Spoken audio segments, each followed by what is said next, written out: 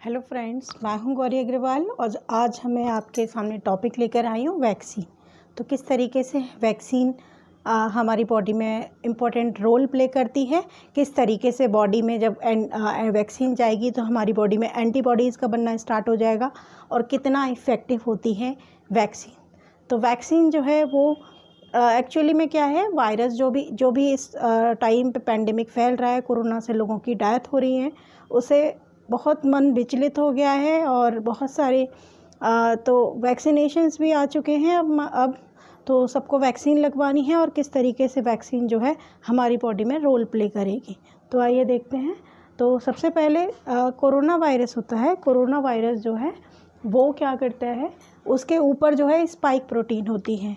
ये मैंने सिर्फ कोरोना का टॉपिक इसलिए लिया है वैक्सीन को समझाने के लिए, क्योंकि आजकल जो पैंडेमिक फैल रहा है तो वैक्सीनेशंस का लोगों के अंदर भ्रम है कि वैक्सीन हम क्यों लगवाएं, व्हाट इज़ द रीज़न कि बिहाइंड द वैक्सीनेशन।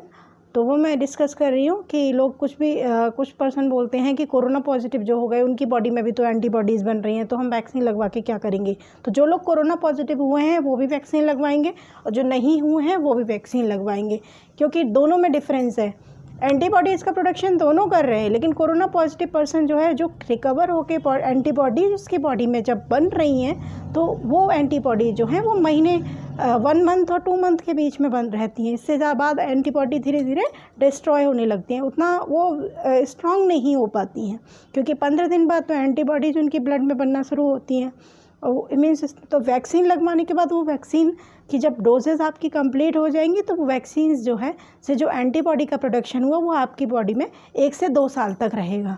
तो जब आप वैक्सीन की पहली डोज लगवाते हो वो 1 से 4 हफ्ते बाद दूसरी जब डोज लगवाते हो, तो पहले जब लगवाओगे डोज तो उसमें एंटीबॉडीज़ बनेंगी, फिर दोबारा जब लगवाओगे तो उसमें एंटीबॉडीज़ का ज़्यादा प्रोडक्शन हो जाएगा और बहुत ज़्यादा मात्रा में बॉडी में एंटीबॉडीज़ बन जाएंगी, तो जिससे आपकी इम्यून सिस्टम 70 to 80% स्ट्रांग होगा। तो लॉट ऑफ वैक्सीन्स है। वैक्सीन्स जैसे फिजर है, मॉडर्ना है, कोवैक्सीन है, कोविशील्ड है और स्पुतनिक 5, 3 जो हैं इंडिया में लग रही हैं अब इस टाइम पे। कोवैक्सीन, कोविशील्ड और स्पुतनिक 5, तीनों में से अब इंतज़ार तो करना बेकार है कि स्पुतनिक लगवाएंगे या कोवैक्सीन। तीनों का ही रोल है अपना अपना, तीनों ही इम्यून सिस्टम को स्ट्रॉन्ग करने में हेल्प करेंगी।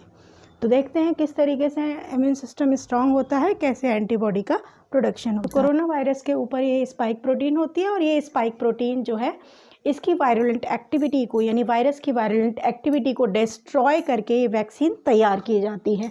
तो कोरोना वायरस की जो स्पाइक प्रोटीन है उसको इनएक्टिवेट करके बॉडी में इंसर्ट किया जाता है, ह्यूमन बॉडी में इंसर्ट किया जाता है।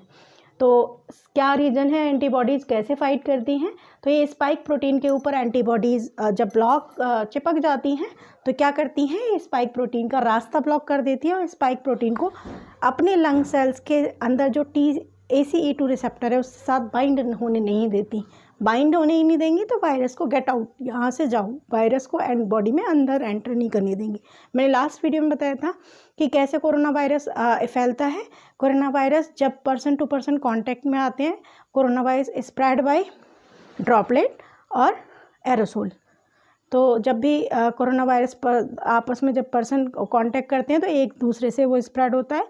वो गले के थ्रू, आपके नोस्ट्रिल्स के थ्रू होते हुए धीरे धीरे आपके ट्रैकिया के थ्रू जाके, ब्रोंकियल्स के थ्रू, फिर लंग्स के अंदर जाके उसकी एल्वियोलाई में जाके उसके कैपिलरीज की सेल्स को ब्लॉक कर देता है, जिससे ब्रीदिंग प्रॉब्लम हो जाती है और पर्सन ऑक्सीजन का लेवल डाउन होने लगता है और पर्सन की डेथ भी पॉसिबल है। तो कोरोना वायरस में अभी हमारी बॉडी में जब वैक्सीन लग जाएगी तो एंटीबॉडीज़ बनेंगी। एंटीबॉडीज़ क्या करेंगी, उस स्पाइक प्रोटीन पर चिपक जाएंगी और उसको लंग सेल के ACE2 रिसेप्टर्स के बाइंड नहीं होने देंगी। तो क्या होता है, किस तरीके से ये आपका कोरोना वायरस स्ट्रक्चर है। कोरोना वायरस जब ये बाइंड करेगा, एंटीबॉडीज उसके ऊपर चिपक गई तो ये क्या करेंगे, उसके रास्ते को ब्लॉक कर दिया, जिससे लंग सेल्स के साथ वो बाइंड नहीं करेंगे। और क्या होगा, जब लंग सेल से बाइंड नहीं करेंगी तो वहाँ पे जो है ये अंदर वायरस को एंटर ही नहीं करने देंगी, उसको बाहर निकाल देंगी। तो जब हमने इसकी वायरुलेंट, एक्चुअली में वैक्सीन जो है हीट किल्ड वैक्सीन तैयार की जाती है, उसकी एक्टिविटी को ख़त्म करके उसी वायरस को बॉडी में एंटर किया जाता है। तो जो इंडिया में वैक्सीन तैयार हुई है वो इसी तरीके से हुई है, उस वायरस की वायरुलेंट एक्टिविटी को ख़त्म कर दिया गया है, उसको इसकी प्रोटीन को इनएक्टिवेट करके उसी वायरस को आपकी बॉडी में डाला जा रहा है। और ये जो क्या करेगा, ये हमारी बॉडी में जाके एंटीबॉडीज़ का डेवलपमेंट करेगा। तो किस तरीके से ये डेवलपमेंट करेगा वो पूरा मैकेनिज्म मैं आज एक्सप्लेन कर रही हूँ। तो ये मत सोचना कि बायो के स्टूडेंट हैं, लाइफ साइंस के स्टूडेंट हैं तो वही समझेंगे, इसको सब समझो, क्योंकि ये लेमन लैंग्वेज में मैं बता रही हूँ जिसको सबको समझ में आएगा बेसिक। तो किस तरीके से स्पाइक प्रोटीन को इनएक्टिवेट किया, इनएक्टिवेट करके उसकी वायरुलेंट एक्टिविटी को ख़त्म किया, ख़त्म करके वैक्सीन तैयार की, और उस वैक्सीन की डोज जो है ह्यूमन बीइंग्स के इंट्रामस्कुलर वो इंजेक्शंस दिया। जब ये वैक्सीन बॉडी में अंदर गई, अंदर जाने के बाद ये ब्लड सेल्स के अंदर गई, तो ब्लड सेल में जब ये डोज पहुंची, तो जैसे ही जब ये डोज पहुंची तो मैक्रोफेजेस हमारी सेल के अंदर जो होते हैं, वो मैक्रोफेजेस जो है उसने क्या किया, उस मैक्रोफेजेस ने इस डोज को अंदर ले लिया। जैसे कि आप जब भी कोई बंदा आता है, कोई चोर आया, धीरे धीरे आया, और आने के बाद जैसे ही जो चौकीदार होता है उसने फटाफट से उसको पकड़ लिया, पकड़ के वो क्या करा, उसने दरोगा के आगे ले गए कि ये बंदा आया है। तो ऐसे ही यहाँ पे होगा, सेम यही कहानी है यहाँ पे कि क्या किया, मैक्रोफेजेस आए, उसने इस डोज को पकड़ा, डाइजेस्ट किया, डाइजेस्ट करके अपनी सेल के ऊपर रिप्रेजेंट कर दिया, और अपनी सेल के ऊपर MSC मॉलिक्यूल होते हैं, वो MSC मॉलिक्यूल उसको टुकड़े कर करके, यानी ये जो वायरस गया इनएक्टिवेट हुआ, इसके टुकड़े कर करके ये जो है सरफेस पे ले आए, इसको MSC लेके आए। जैसे दरोगा के सामने रिप्रेजेंट कर दिया चोर को, ऐसे ही यहाँ पे इसने इस मॉलिक्यूल को रिप्रेजेंट कर दिया कि भाई हमारी बॉडी में वायरस आया है।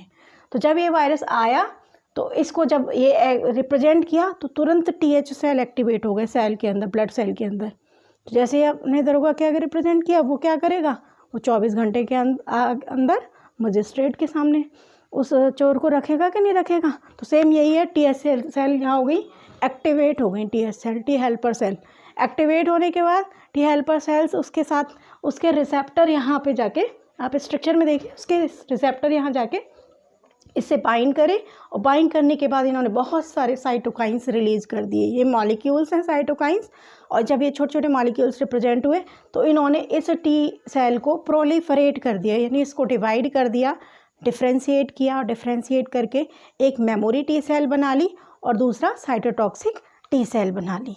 तो मेमोरी टी सेल ये फ्यूचर में जब ये वायरस आएगा तो मैं इसको पहचान लूँगा, पहचान के तुरंत ही उसको ख़त्म कर दूंगा, ये पूरा प्रोसेस करने की ज़रूरत ही नहीं पड़ेगी, TC सेल उसको ख़त्म कर ही देगा तुरंत के तुरंत ही। अब दूसरी हमारी बॉडी ब्लड में क्या होती है, B सेल होती हैं। B सेल जो होती हैं, आपने सुना होगा T लिम्फोसाइट और B लिम्फोसाइट। एक्चुअल में जो हमारी ब्लड में लिम्फोसाइट्स होते हैं T और B, तो T और B यही हैं। तो B सेल एक्टिवेट हुई, B सेल के अंदर जब ये कोरोना वायरस आया तो उधर तो क्या था, B सेल ने इसको पकड़ा, B सेल ने पकड़ के लेके आया। तो जब ये B सेल पकड़ के लाया तुरंत TH सेल ने इसको बताया कि भाई ये टी हेल्पर सेल उसको हेल्प करेंगी, ये वायरस है, तुरंत आप अपनी बॉडी में अपने सेल्स डिवाइड करो, प्रोलिफरेट करो। तो B सेल एक्टिवेट होके B सेल ने यहाँ पे प्रोलिफरेट कर लिया, एक मेमोरी B सेल बन गई और दूसरा प्लाज्मा सेल्स बन गया। मेमोरी B सेल्स वही कि फ्यूचर में जब ये वायरस आएगा तो मैं इसको देख लूँगा, मैं इसको तुरंत ही इसको फाइट करके इसको यहाँ से भगा दूँगा कि मुझे इतना ये ताम झाम करने की ज़रूरत नहीं पड़ेगी, ये इतना पूरा डाइजेशन प्रोसेस डायरेक्ट मैं उसको पकड़ूंगा और मार दूंगा। और ये प्लाज्मा सेल्स ने एंटीबॉडीज़ का फॉर्मेशन शुरू कर दिया, प्लाज्मा सेल्स एंटीबॉडीज़ बनाने लग गई, और यही एंटीबॉडीज़ हमारी बॉडी में उस इम्यून सिस्टम को स्ट्रॉन्ग करता है और वायरस से लड़ेगा। तो ये मेमोरी सेल हमारी बॉडी में, तो कहते हैं ना कि वैक्सीन क्यों लगवानी चाहिए, वैक्सीन लगवाने का रीज़न क्या है, हमारी बॉडी में एंटीबॉडीज़ बन जाएंगी और ये एंटीबॉडीज़ मेमोरी सेल की तरह तैयार रहेंगी। फ्यूचर में जब भी इस टाइप का कोई स्ट्रेन आएगा तो हमारी बॉडी पहचान के उसको तुरंत ही फाइट कर देगी। तो ऐसे ही सेम प्रोसेस हमारे जब कोरोना पॉजिटिव बंदे होते हैं, जो कोरोना वायरस जिनमें अटैक करता है, तो वो ऐसे ही करता है, वो सेल्स के अंदर आता है। हमारी बॉडी की B सेल्स जो हैं टी सेल्स जो हैं वो प्रॉपर एक्टिवेट ही नहीं हो पाती, वो एंटीबॉडीज़ बनाने में सक्षम नहीं होती, तो टाइम ले लेती हैं। तो तभी बोलते हैं रिकवरी टाइम। तो जब जब बनाने लगती हैं, जब ये प्रोसेस पूरा होने लगता है तो एंटीबॉडीज़ का डेवलपमेंट होने लगता है। अब डिफ्रेंशिएट करती हूँ कि कोरोना पॉजिटिव बंदे की एंटीबॉडीज़ बनना और वैक्सीन लगवाने के बाद एंटीबॉडीज़ का प्रोडक्शन होना पर हो जाते हैं। तो उनकी बॉडी में एंटीबॉडीज़ का जो प्रोडक्शन होता है वो लगभग 1 महीने 1.5 महीने तक रहता है। फिर इसके बाद धीरे धीरे एंटीबॉडीज़ डिस्ट्रॉय हो जाती हैं। तो प्रॉपर वो इम्यून सिस्टम यानी प्रॉपर जब फर्दर कोरोना वायरस जो आएगा तो बॉडी इतनी सक्षम नहीं हो पाएगी लड़ने में। जब आप वैक्सीन लगवा लोगे तो क्या होगा, पहली डोज जब लगवाओगे 1 से 4 हफ्ते के बीच में जब दूसरी डोज लगवाओगे तो इम्यून धीरे धीरे एंटीबॉडीज़ बहुत ज़्यादा मात्रा में डेवलप हो जाएंगी और वो एंटीबॉडीज़ जो हैं लगभग 1 से 1.5 साल तक आपकी बॉडी में रहेंगी और आपकी बॉडी के इम्यून सिस्टम को स्ट्रॉन्ग करेंगी और सीवियरिटी को ख़त्म करेंगी और इन्फेक्टिविटी रेट को कम कर देंगी। यानी देखो, आप इस गलतफहमी की वैक्सीन लगवाने से कभी होगा ही नहीं कोरोना वायरस, ऐसा भी नहीं है। वैक्सीन क्या कर रही है, एंटीबॉडीज़ बना रही है, यानी 60 से 70% आपके इम्यून सिस्टम को स्ट्रॉन्ग करके बॉडी के पार्ट को सेव करेगी, प्रोटेक्शन देगी आपके लंग्स को। जितना उसका हो सकेगा, जितना एंटीबॉडीज़ आपकी बॉडी में डेवलप होगा और जितना वायरस आपकी बॉडी में गया होगा तो वो एंटीबॉडीज़ से उसको कवर कर लेगी वायरस को, जिससे उस वायरस को सेल के अंदर, लंग सेल के अंदर एंट्री देने ही नहीं देगी। मैंने बताया था लास्ट वीडियो में, आप जाके मेरी लास्ट वीडियो देखिएगा कि किस तरीके से ACE2 रिसेप्टर से वायरस बाइंड करता है और वो एक की एंड लॉक एंड की मॉडल की तरह काम करता है। वहाँ जाके बाइंड करता है और सेल्स को, पूरी लंग सेल को डिस्ट्रॉय कर देता है, कैपिलरीज़ को ब्लॉक कर देता है। तो मेन हमारा वैक्सीन का काम क्या है, एंटीबॉडीज़ का डेवलपमेंट करना।